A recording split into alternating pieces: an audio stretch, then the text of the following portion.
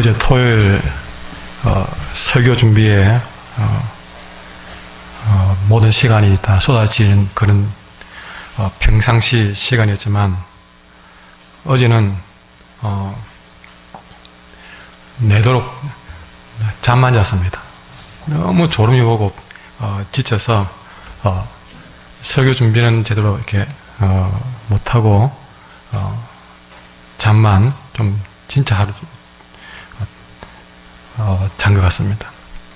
그래서 지금 이 순간에 꼭 무슨 꿈을 꾼 것 같아요. 한 주간이 꿈꾸고 무슨 꿈을 꾼 것 같아요.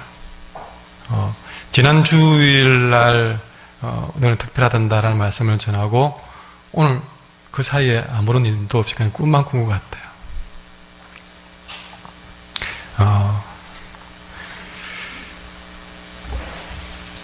수요일날 갑자기 유례없는 집중호우가 1시간에 100mm 넘는 것은 세계적으로 드문 그런 비라고 하네요.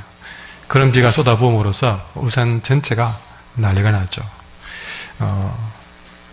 그래서 쉽게 보지 못할 그런 일들이 남의 일이 아니라 우리 한길교회도 그 일 때문에 닥치는데, 그날 비가 많이 와서 우리 막내 아침에 태풍 때문에 막내를 아침에 등교를 시켜주고 집에 들어오는데 소명을 전화가 왔더라고요. 무슨 교회는 괜찮습니까? 그러면 그때까지 아무 문제 없었으니까 비만 왔죠. 예, 걱정하지 마세요. 제가 교회를 지킬 테니까 하고 바로 그냥 교회에 아침 일찍 내려갔습니다. 갔는데 거기서 어떻게 회화강에 수문이 어떻게 열리는지 저는 소식을 들을 길이 없고 가만히 있는데 회화강에 물이 막 눈에 보이듯이 막 차오르는 것이 눈에 보이는 겁니다. 진짜 덩치만 같이 가는 콩알 만한데 얼마나 비가 급속히 터오르면 나중에는 저 건너편 강을 넘어서 도로로 물이 막 쓰나미처럼 막 살아오듯이 막 밀려 들어오는데 너무나도 감당이 안 되는 거예요. 참 너무 놀라운 것은 그런 과정에 그 비가 강도까지 다 차기도 전에 그렇게 범람할 거라는 생각을 못하고 있는 그 상황에 상제 아빠, 익제 아빠, 우리 저 오피스웨이 사장님이 달려온 거예요. 수문이 회강이 지금 그렇게 됐다는 얘기를 듣고 제일 먼저 달려오신 겁니다. 둘이서 그 상황을 여기서 보았습니다.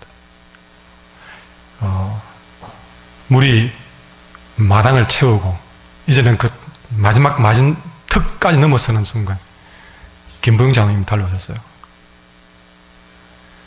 그 외에는 입구에서 업사무소 직원들이 다 막아서 아무도 못 들어오고 물은 차오르고 이제 물은 식당으로 중고등부실로 차고 들어가는데 정말 이 모든 기능들이 중단되어 버렸습니다. 막을 수는 없고 거의 중고등부실에 거의 무릎까지 물이 차오를 정도로 마당에 서면 허리까지 차오르는데 그때 오피스의 사장님하고 윤지수 장님 내보내고 바깥에서는 직원들이 빨리 나오라고 난리가 나는데 우리 김봉희 장님 둘이는 도무지 그 교회를 두고 나갈 수가 없는 거예요. 참 그때 그 순간에 참 부끄럽지만 잠깐 순간이라도 죽으면 죽으리라 생각이 딱 들다란 말입니다. 더 차오르는 일이 있더라도 아니면 있지 어떤 방법을 써서라도 나갈 수는 없다. 나중에 그 물이 다 빠지고 정말 수많은 성도들이 걱정을 하고 다 몸도 달려와서 정말 많은 분들이 한 마음으로 힘을 모아서 오늘 돌을 때 보면 아마 이 소식을 모르는 분들은 교회 뭔 일이 있었는가 모를 정도로 모든 때를 다 씻어내고 정상화하고 이렇게 주일 예배를 드릴 수 있으니 얼마나 마음이 감격스러운지요. 그걸 금요일날 마지막 때까지 다 쓸어내고 난 다음에 그때 집에 들어가서 뻗어버렸습니다. 그 전까지는 아픈 것도 피곤한 것도 없었습니다. 참 그런 모든 과정들을 거치고 오늘 기도를 하시니 또 그 마음이 그렇게 북받쳐 오른 것이 아닌가 하는 생각을 해봅니다. 얼마나 감사한지요. 그런 과정에서도 이렇게 아무런 문제 없이 이렇게 예배를 드릴 수 있도록 하는 것이 물론 많은 성도들의 헌신과 땀이 있었지만 하나님의 크신 은혜라고 생각이 듭니다. 참 그럴 때마다 깨닫는 것은 위기 때마다 오히려 그 위기가 우리를 더 강하게 만든다.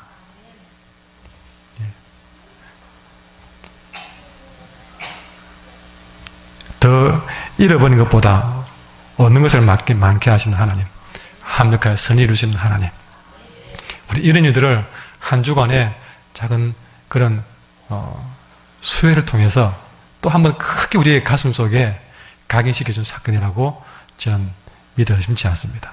그래서 하나도 손해되는 것이 없습니다. 사실 많은 기계들이 물에 잠겼고 사실은 지금 수백만 원이 그 때문에 물에 잠겨서 손실을 보기는 봤습니다.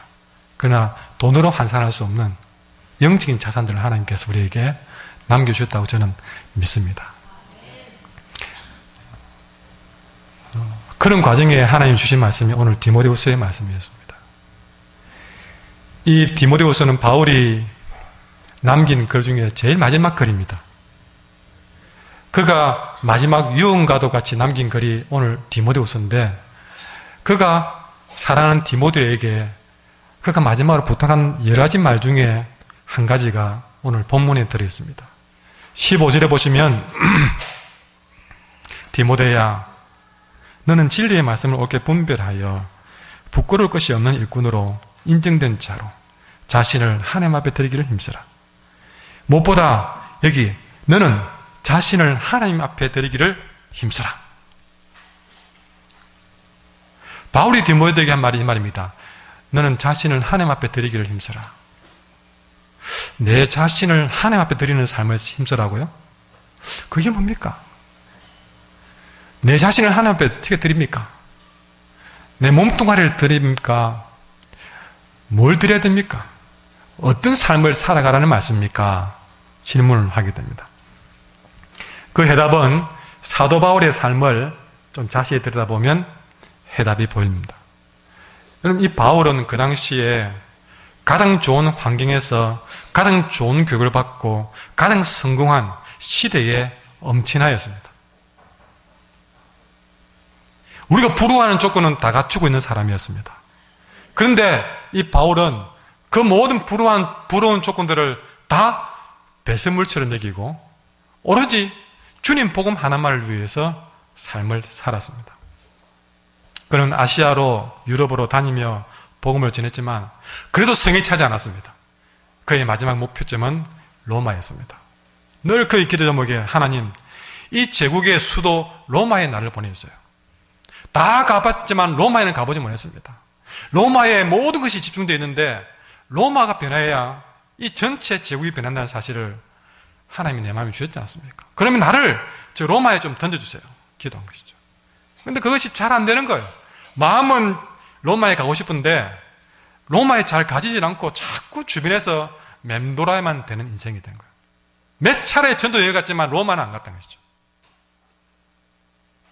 그러나 포기하지 않았습니다. 하나님, 내 마지막 길은 로마입니다. 로마에 가겠다 말할 때마다 주변 사람들은 말합니다. 바울님, 로마에 가면 죽습니다.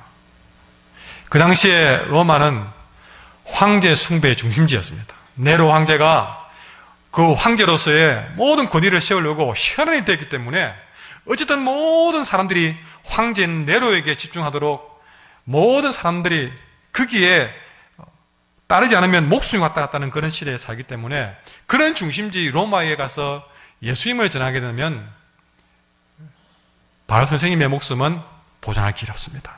다른 지역과는 다릅니다. 로마는 안 됩니다.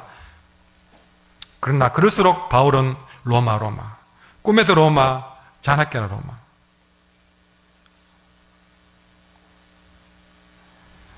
드디어 로마에 가게 되었습니다. 여행 비자를 내어서 크루즈를 타고 배낭을 메고 여관지를 찾아서 그렇게 여행 가듯이 간 로마가 아니었습니다. 죄수가 되어 끌려가는데, 여러분, 그럼에도 그는 그렇게 끌려가도 로마에, 그렇게 가고 싶은 로마에 간다는 것이 그를 가로맨 그런 수갑이 부끄럽지 않았습니다. 아니요, 이 수갑이 나를 그렇게 끌고 가는 생각하니 고마워까지 했습니다. 그가 간 곳은 로마의 원형 경기장 같이 구경거리가 아니라 바로 로마 지하 감옥이었습니다. 그러나 그 지하 감옥에서 바울의 심장은 뛰는 듯이 기뻤습니다. 내가 드디어 로마에 왔다. 이 로마의 중심에 왔다. 아주 밑바닥에 왔다. 슬프지 않았습니다. 로마에 왔다는 것이 기뻤습니다. 예상대로 그는 그곳에서 말로 다 할 수 없는 고생만 했습니다. 그리고 로마 감옥에 갇힌 채 살다가 결국에는 그의 목이 도끼에 의해서 잘려지는 마지막 순교를 하게 됩니다. 그러나 이런 바울이 그리 가면 그런 일 당할 줄 몰랐을까요? 말했지만 그리 될 줄 알았습니다. 그러나 그렇게 그가 가고 싶은 이유는 그 누군가의 피가 필요하다면 그 피는 내 피가 되어야 되겠다는 생각이 바울의 생각이었어요. 다른 사람의 피가 아니라 그 로마 복음화의 그 첫 피가 내 피가 되겠다는 생각을 그는 가졌기에 그렇게 로마에 가고 싶었던 것입니다. 그는 이제 로마 감옥에서 그의 죽음이 임박했다는 사실, 아니 드디어 내 피를 흘릴 때가 다가왔다는 사실을 알고 디모데에게 마지막 편지를 보낸 것이 오늘 본문입니다. 그가 8절에 부탁하기로, 내가 전한 복음대로 다윗의 씨로, 8절에 보십시오, 죽은 자 가운데서 살아나신 예수 그리스도를 기억하라. 디모데야, 마지막 순간까지 예수님 기억해라. 그리고 15절에 자기 자신을 하나님 앞에 드리기를 힘쓰라 라고 부탁했습니다. 여러분, 그렇게 그의 피가 뿌려졌지만 한동안은 수많은 박해가 이 바울의 박해를부터 해서 온 교회가 10번이나의 어마어마한 기독교 박해가 불같이 입은 수해같이 지나갔습니다. 그러나 그 10번의 대박해도 이 바울의 뿌린 피를 지우지 못하고, 아니요, 나중에는 드디어 그 로마가 바울이 바라던 기독교 국가가 되고 말았습니다. 자기 자신을 하나님 앞에 드린 열매를 그렇게 본 것이죠. 문제는 여기서 끝나지 않았습니다. 그렇게 전파되는 복음이 어느덧 지구를 밤 한 바퀴 다 돌아서 이 대한민국 땅까지 들어왔다는 사실입니다. 다른 나라도 마찬가지지만 이 대한민국에 복음이 들어오는 것도 로마의 복음이 들어오는 것처럼 쉽지 않았습니다. 대원군의 쇄국 정책과 또 이 워낙 고집센 이 백이민족, 이 전통적인 그런 보수사회, 이 경관 청순 같은 이곳이 여러분 어떻게 복음화될까 아무도 생각하지 못한 불모지였습니다. 그러나 정말 다른 나라는 몰라도 대한민국은 안 돼. 여러분, 우리 옆에 있는 일본은요 훨씬 전에 복음이 들어가서 개화되었지만 이 조선 땅은 끝까지 버텨내는 것입니다. 중국도 변하고 일본도 변했지만 조선은 끝까지 버텼던 것이죠. 무엇에? 복음 하나에 끝까지 복음을 거절하고 말살했습니다. 그런 땅에 드디어 놀랍게도 복음의 씨앗이 들어와서 한국 기독교는 세계 역사에 유례를 볼 수 없는 놀라운 부흥의 역사를 이뤄냈습니다. 여러분, 그것은 무엇 때문에 이런 놀라운 일들을 보게 됐을까요? 이유는 한 가지입니다. 로마에는 사도 바울이 있었듯이 이 대한민국에도 역시 자신을 하나님 앞에 드리기를 힘썼던 그 누군가가 있었기 때문에 그렇습니다. 자신을 하나님 앞에 드리기를 힘쓴 그 누군가. 막상 그가 누군지 말하려고 하니 많은 이름이 생각나지 않습니다. 그래서 오늘 말씀의 제목은 이름도 없이 빛도 없이 이 땅에 작은 울림이 되었던 사람들. 자기 자신을 하나님 앞에 들여서 이름도 없이 빛도 없이 울림이 되었던 사람들, 그들을 통해서 드디어 저와 여러분에게까지도 복음이 들어왔다는 사실입니다. 그들은 이 이름도 없이 빛도 없이 이 복음을 위해서 헌신했던 그들은 어떻게 살았을까? 물어볼 필요도 없이 오늘 본문에 그 답이 있습니다. 그들은 진리의 말씀을 옳게 분별하였고 부끄러울 것이 없는 일꾼으로 인정된 자로 결심하였고, 그래서 자신을 하나님 앞에 드리기를 힘썼던 것이죠. 이름도 없이 빛도 없이. 그들은 훌륭한 신학 공부를 해서도 아니었습니다. 그저 15절에 나와 있듯이 진리의 말씀을 옳게 분별하여서, 그래서 자신을 그 말씀이 주시는 대로 살아야 되겠다 하는 작은 깨달음에서부터 그 깨달음이 머리로만 깨닫지 않고 그 작은 깨달음을 하나하나 실천하여서 자기를 그렇게 하나님 앞에 드렸기 때문에 이런 놀라운 역사가 이 경관 청순 같은 대한민국에도 일어나게 된 것입니다. 그래서 이 이야기를 우리가 좀 더 알리려고 한다면 우리에게 좋은 책이 하나 있는데 그것이 바로 조현이라는 작가가 쓴 울림이라는 책입니다. 이 울림이라는 책이 2007년도에 나왔는데요. 이 울림이라는 책은 소제목이 이렇습니다. 우리가 몰랐던 이 땅의 예수들. 우리가 몰랐던 이 땅의 예수들. 우리는 기독교, 한국 기독교에 유명한 사람들이 있습니다. 주기철 목사님, 손야원 목사님 같은 분들이 우리 한국교회의 가장 큰 유산으로 남아있습니다. 늘 우리의 초기 기독교 역사를 말하면 늘 빠지지 않는 분이 주기철 목사님, 손야원 목사님, 길선전 목사님, 이런 분들이 늘 우리가 들었고, 이제 그거에 대해서 모르는 분들이 없을 겁니다.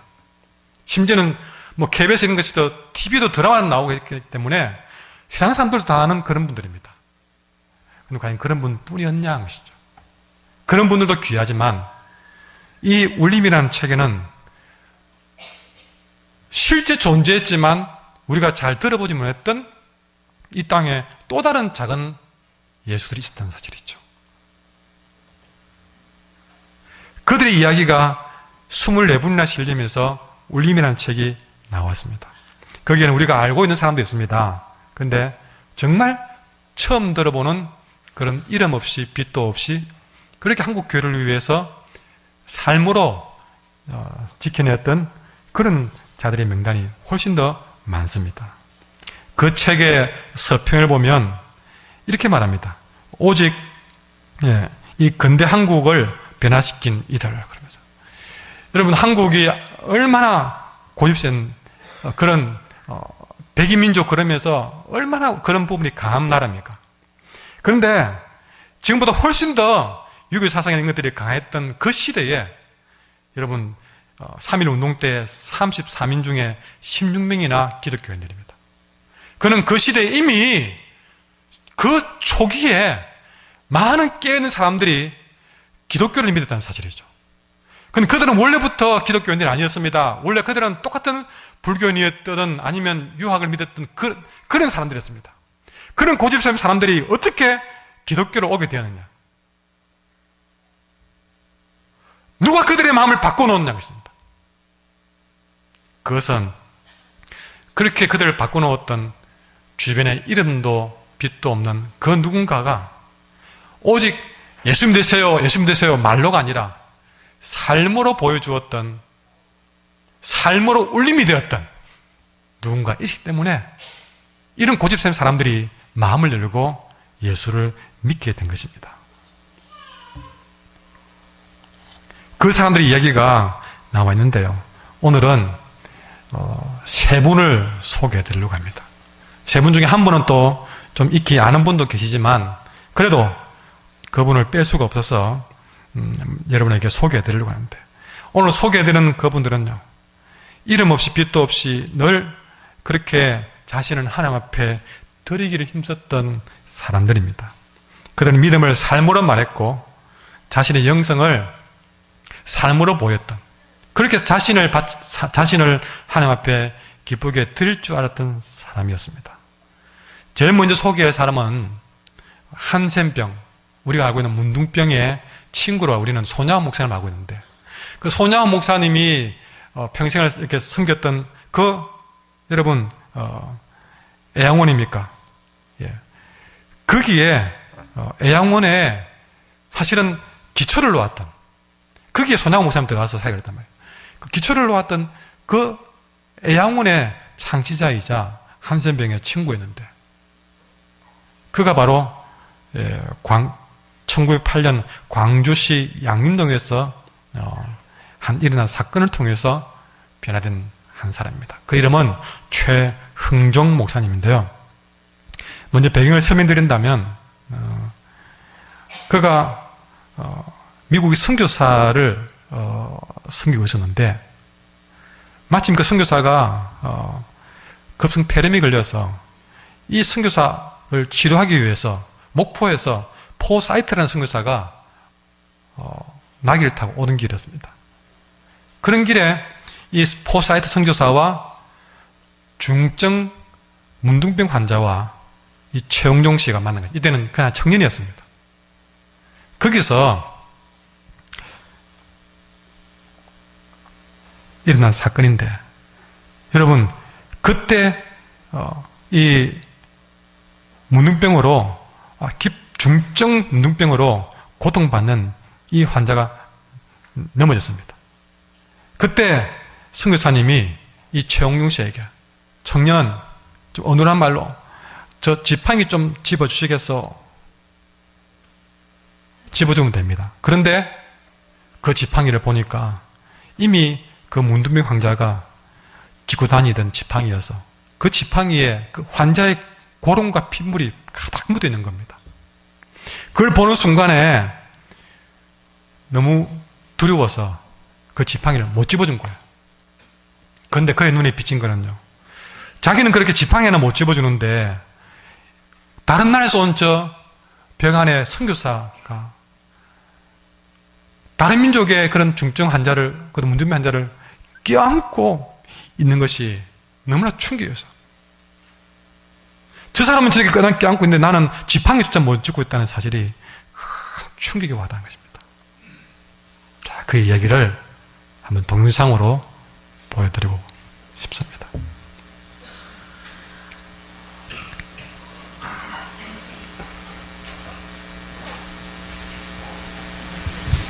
소리 부족했어요. 감사합니다.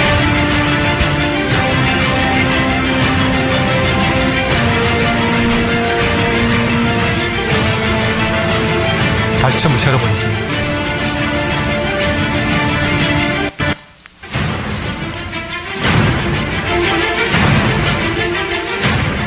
사망통지서. 나 최흥종은 죽은 사람임을 알리는 바입니다. 인간 최흥종은 이미 죽은 사람이므로 차후에 나를 만나거든 아는 채 말아주시기 바라오. 그는 기도 중 십자가에 못 박히는 고통을 체험한 후 자신의 사망 통지서를 시인들에게 발송했다. 내가 그리스도와 함께 십자가에 못 박혔나니 그러즉 이제는 내가 사는 것이 아니요 오직 내 안에 그리스도께서 사시는 것이라. 모든 것을 버리고 일평생 가난한 사람, 병든 사람을 섬겼던 목사, 광주 거린들의 한센인의 아버지 최흥종 목사.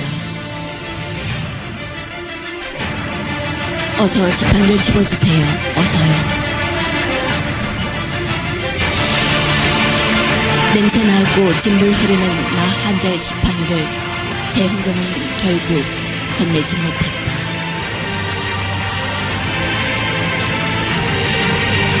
서양 선교사는 다른 나라 문득병자를 자식처럼 만지는데 왜 나는 지팡이도 잡지 못했는가? 최흥정은 깊은 고뇌 끝에 한 결론에 도달한다. 그래, 저것이 예수의 힘이다. 예수님을 믿으려면 저렇게 믿어야 할 것이다. 그가 작은 예수를 거듭나는 순간이었다.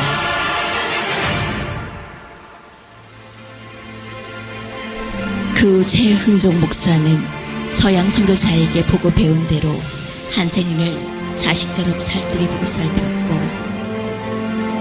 물밑들 몰려오는 환자를 치료하기 위해 자신의 땅을 기부하여 나병원을 건립했다.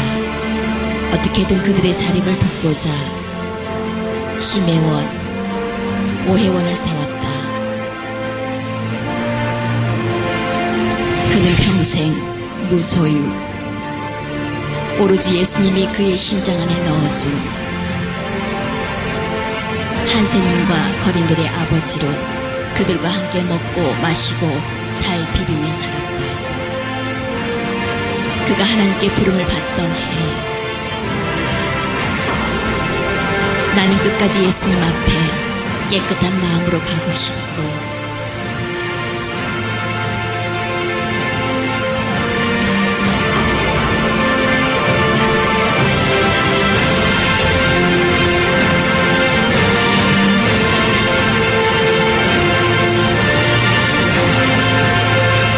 생전에 사망신고서를 발송하고 죽은 사람처럼 살았던 최흥종 목사.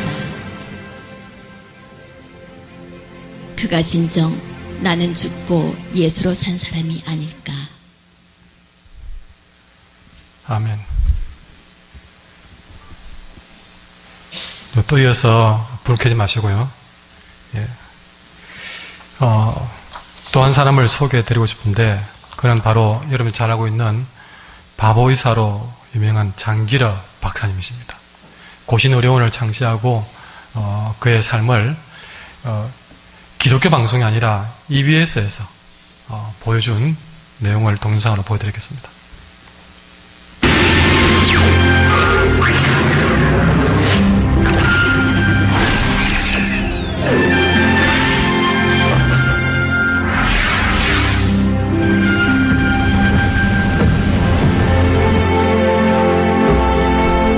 의사 생활 60년.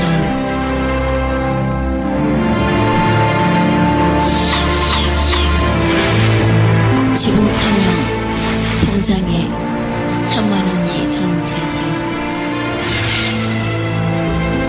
그마저도 간호인에게 선물한 늙은 의사 장희려.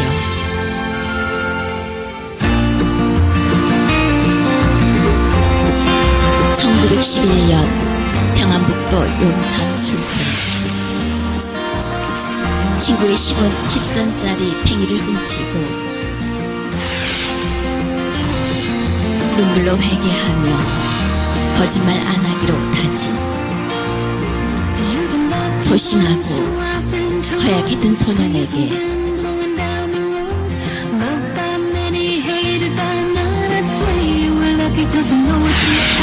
성경 이야기를 들려주었던 아버지.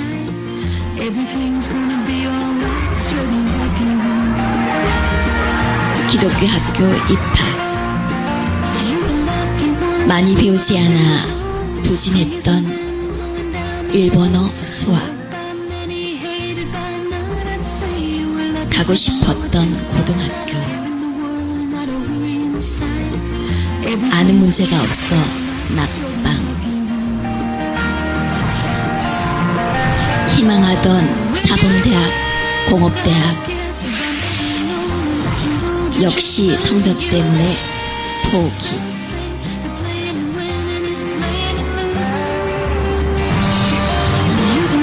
대신 학비도 사고 성적도 맞았던 경선 의전의 진학, 그리고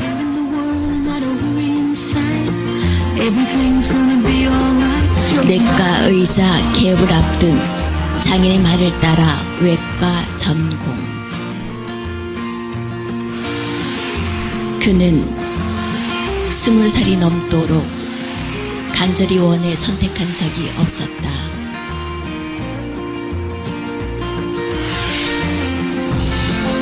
졸업 후 스승 백인재 박사소교로 학업에 매진.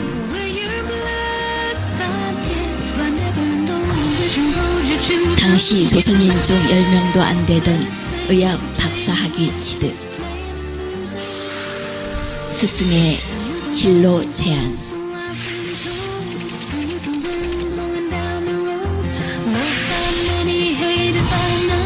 당시 모든 의대생들이 바라던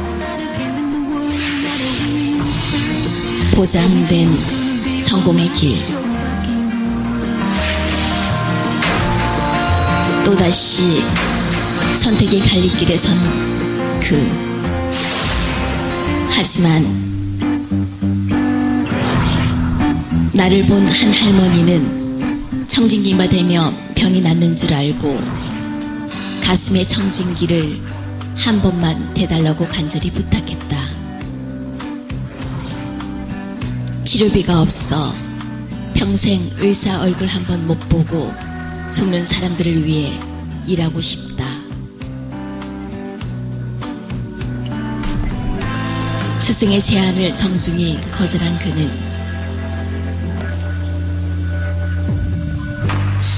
자기가 선택한 병원으로 향한다.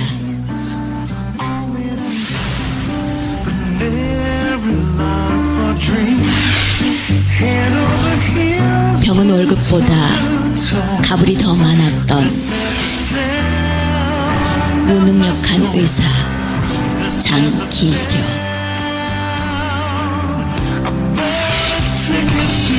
그런 그가 세운 특별한 병원.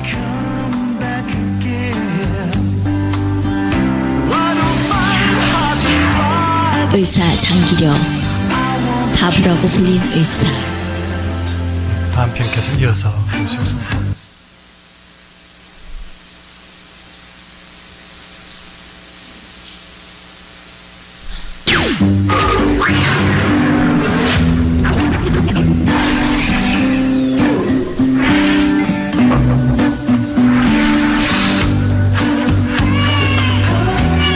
병이 나으려면 무엇보다 잘 먹어야 하는 환자에게 써준 그의 처방전.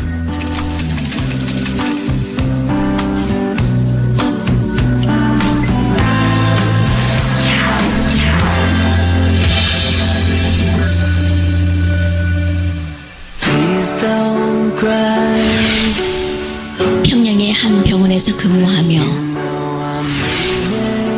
러닝 셔츠를 입고 무의천 진료를 시작한 장기려. 하지만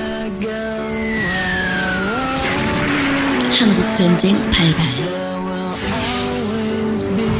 5 아이와 아내를 두고 둘째 아들과 부산으로 피난. 1951년 천막에서 무료 병원 시작. 하루에 100명씩 몰려든 환자. 전기도 들어오지 않는 곳에서 촛불을 켜고 응급수술.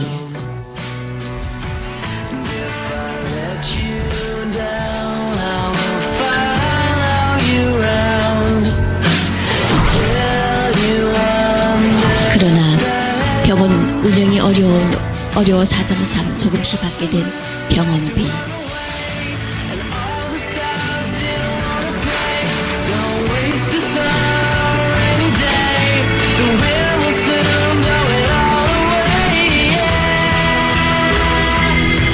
직원들의 눈치를 보면서도 환자 편에 섰던 병원장.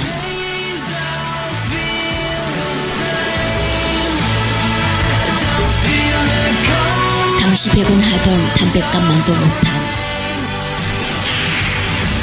월 보험료 60원. 뜻있는 사람들과 청십자 의료보험조합 설립. 전 국민에게 의료보험이 확대될 때까지 20만 명 영세민 조합원 의료 수혜. 20만 명 영세민 조합원 의료 수혜. 우리나라 최초의 민간 의료보험이었다.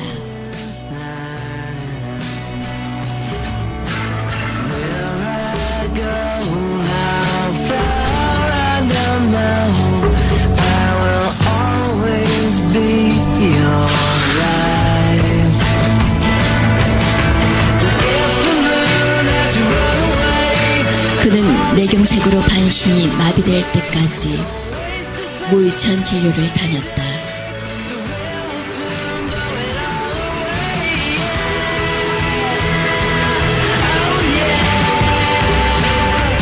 병원 옥탑방에서 홀로 지내며 가족을 그리워하면서도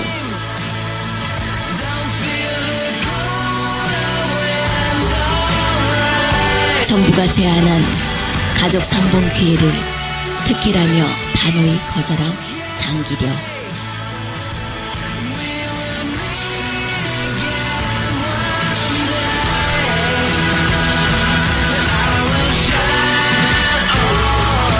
남물에게 돌봐준 한재에게 건넨 마지막 인사.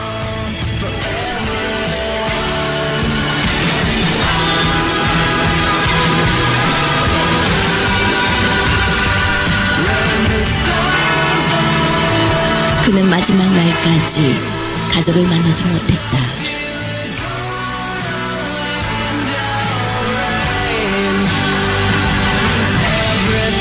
사람들은 종종 그를 이렇게 불렀다.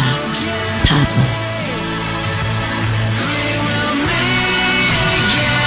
바보라는 말을 들으면 그 일생은 성공할 것입니다.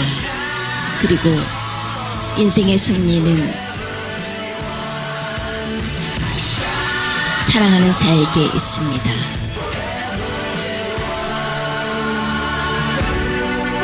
네. 장기래 박사입니다. 요하실 예배에 집중하십시오.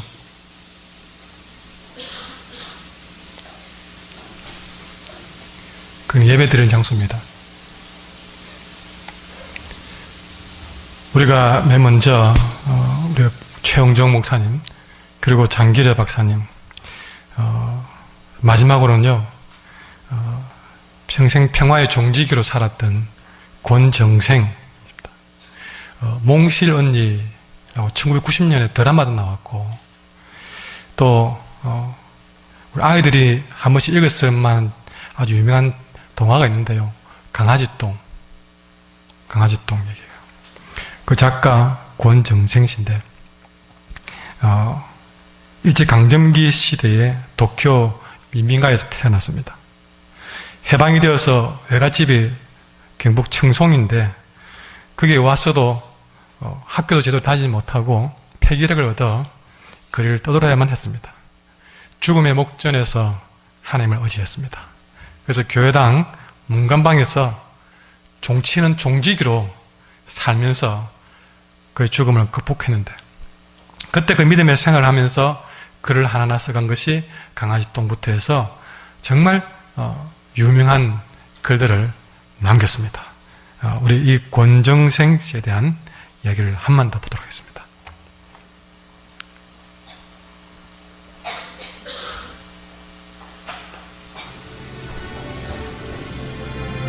이것도 EBS에서 방송합니다. 1937년 일본 도쿄 빈민가 출생. 가난으로 학교 대신 골목길에서 보낸 어린 시절. 나무 장수, 고구마 장수, 담배 장수, 재봉기 가게 종업원으로 전전, 그리고 19살에 걸린 늑막염과 폐결핵.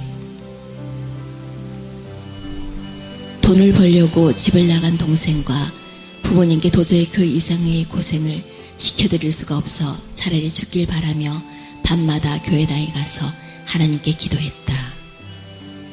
1965년 집을 나와 3개월 동안 걸식으로 떠돌이 생활. 오로지 죽을 생각만 했던 그를 도와준 이들.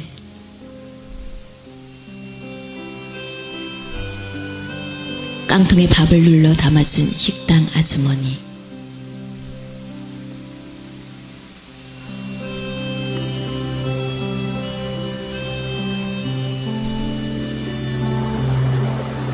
공짜로 강을 건너게 해준 뱃사공 할아버지. 그보다 나을 것 없는 가난한 이웃들이었다.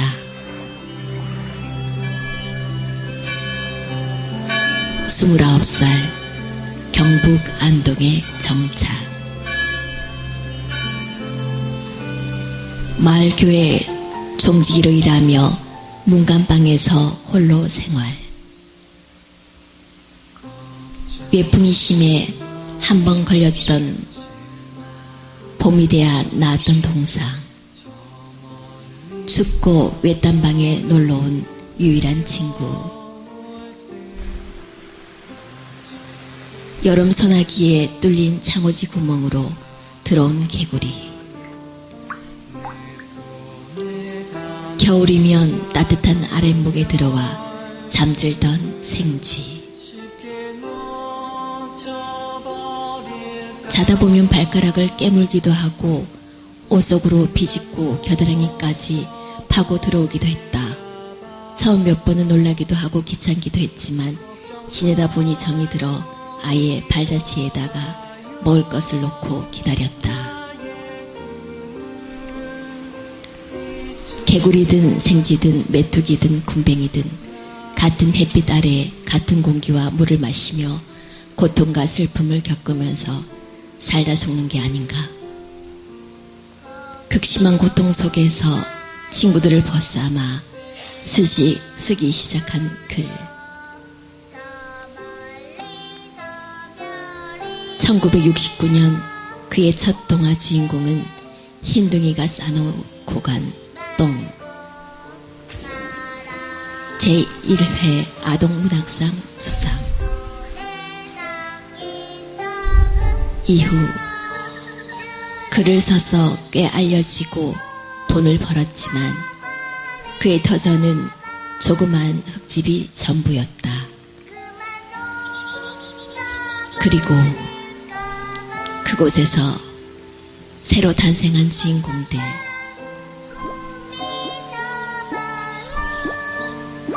벙어리, 전쟁고와 바보, 장애인, 늙은 소.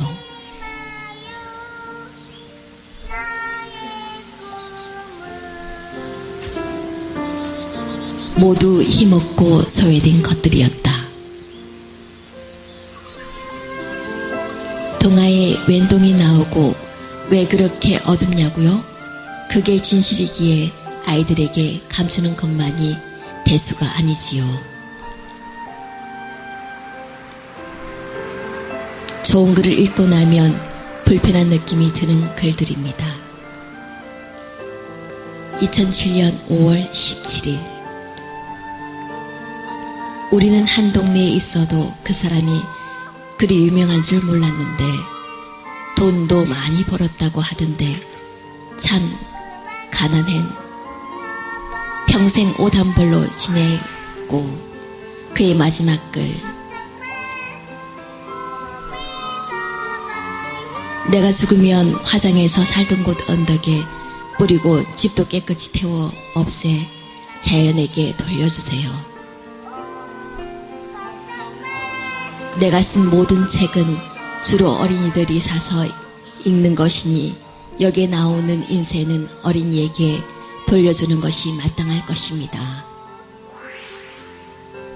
아동문학가 고 권정생.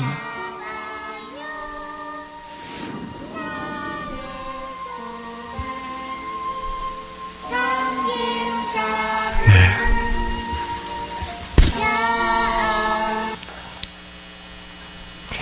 자기가 평생 모은 돈을 옥수수로 사서 북한 어린이들에게 보내달라고 말하고 또 그렇게 마지막까지 어린이를 위해서 살았던 권정생.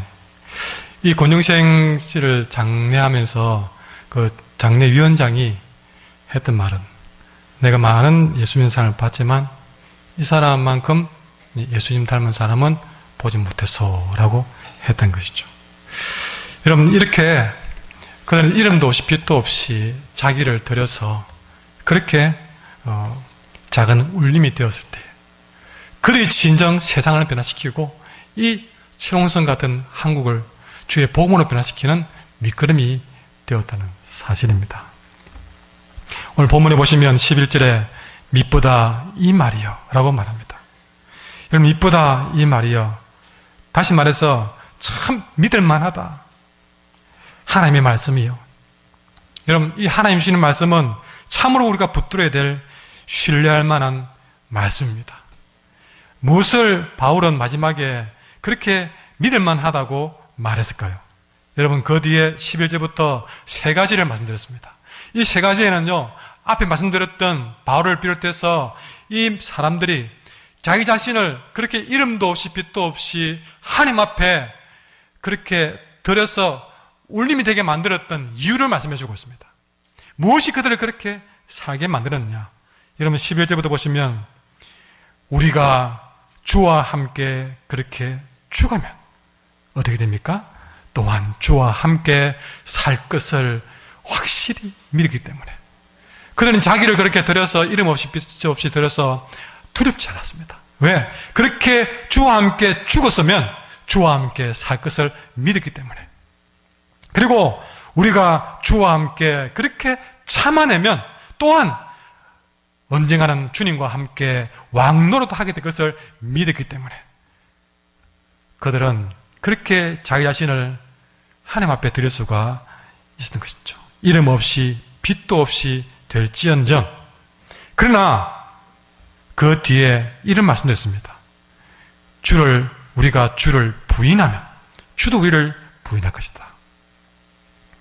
그렇게 정말 주님 앞에 자신을 드려야 됨에도 불구하고 그것이 믿어지지 않아서, 내가 이렇게 죽으면 주와 함께 살 것이 믿어지지 않아서, 내가 참으면 주님께 왕노릇 할 것이 믿어지지 않아서 결국 거기에 대한 믿음이 없어서 주님을 부인하고 자기 자신을 주님 앞에 드리지를 못하면 주님도 우리를 하나님 앞에서 부인할 것이다.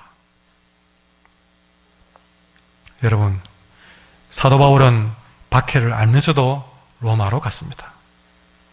우리나라를 이렇게 복음으로 세웠던 이름 없이 빛도 없이 고난의 길을 갔던 우리 신앙의 선배들도, 여러분, 그들이 장기대 박사가 그렇게 마지막 그의 남은 돈까지 간원에게 주고 그렇게 마지막까지 그렇게 자신의 길을 주님께 드릴 수 있었던 것은, 최영종 목사가 그렇게 마지막까지 그 길을 갈 수 있었던 것은 결국 그들이 주님과 함께 언제나 함께 왕노릇할 영광을 믿었기 때문에 그 일을 기꺼이 갈 수 있게 된 것인 줄 믿습니다.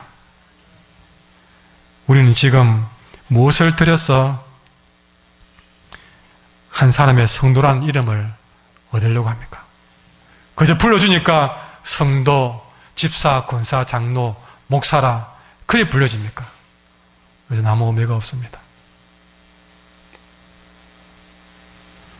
이 시대에는 한센병 환자도 옛날만큼 많지는 않습니다. 또 장기대 박사가 돌봐야 될 만큼 그런 환자도 예전만큼 많지는 않습니다. 권영래 씨가 남겨서 먹여 살아야 될 만한 그런 삶도 예전만큼 그렇게 많지는 않습니다.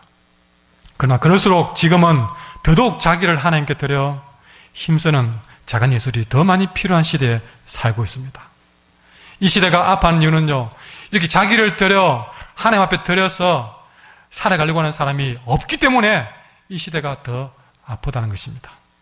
비록 우리가 교회 종치기로 종칠 일은 없지만, 그리고 글 쓸 재주도 없지만, 그래도 우리 자신을 하나님께 드리려고 힘쓰는 자가 된다면, 각자의 삶에서 내가 할 수 있는 그 작은 일에서 내 자신을 하나님께 드릴 수만 있다면, 그래서 그들이 울림이 될 수만 있다면, 여전히 그 사람을 통해서 하나님은 살아 역사하실 줄 믿습니다.